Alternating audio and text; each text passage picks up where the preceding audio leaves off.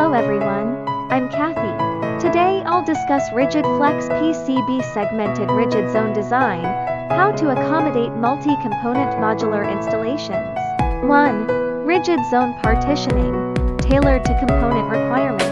Assign each module to an independent rigid zone based on its dimensions, weight, and functionality. For example, sensors and power supply modules each occupy dedicated rigid zones to prevent mutual interference. Reserve sufficient mounting holes and locating pins, with hole spacing precisely matching component mounting holes to ensure rapid module alignment and installation. 2. Flexible connections, balancing fixation and adaptability, connecting rigid zones with flexible segments. The lengths and bending angles of these flexible sections are designed for the internal equipment space, facilitating module layout adaptations in various positions.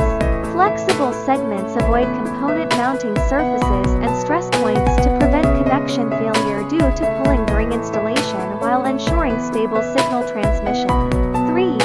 Tolerance and compatibility, adapting to modular assembly processes.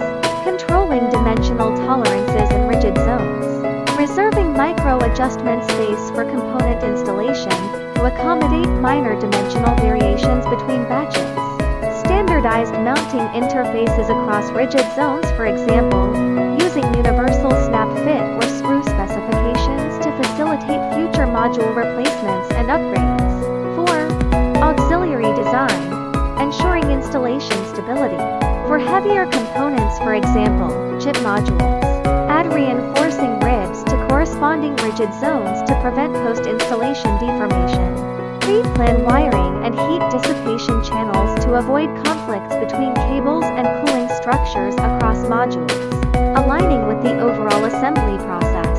If you feel my explanation lacks detail, please visit our official website for more information. See you tomorrow.